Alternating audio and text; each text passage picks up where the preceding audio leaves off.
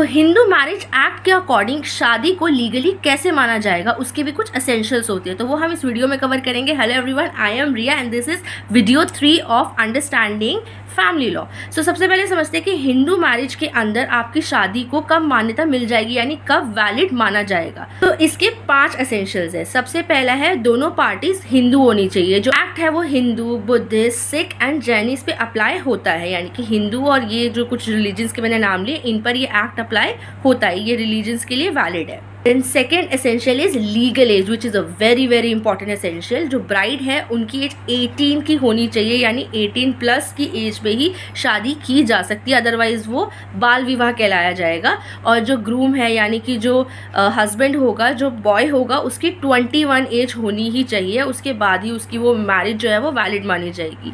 Then third essential is monogamy, यानी कि एक पर्सन, एक जो बॉय है उसको दूसरी शादी करना अलाउड नहीं है। अगर उसने बिना डाइवोर्स लिए दूसरी शादी की है तो वो बाईगैमी में काउंट हो जाएगा और वो एक क्राइम है सेक्शन 494 आईपीसी के अंडर, यानी कि एक ही वाइफ उस पर्सन के पास होनी चाहिए हिंदू मैरिज के according. Fourth essential is mental capacity, यानी दोनों के अंदर इतनी समझ होनी चाहिए कि दोनों ने साउंड माइंड में एक अच्छी स्थिति में, उनके जो मानसिक स्थिति है वो इतनी अच्छी है कि उन्होंने डिसीजन सोच समझ के लिया है, अपनी होशो आवाज़ में लिया। अगर उनमें से कोई एक भी ऐसा है जो इन चीज़ों को नहीं समझता है, यानी अनसाउंड माइंड का है, उसकी मेंटल कैपेसिटी इतनी नहीं है कि वो शादी जैसी चीज़ को समझ पाए, तो वो शादी मान्य नहीं होगी।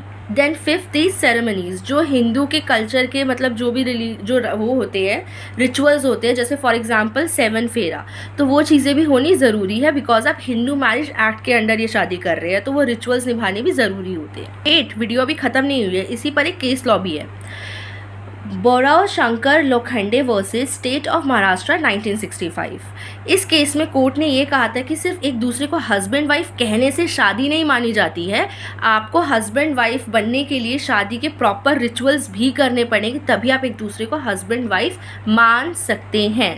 So that's it in this video.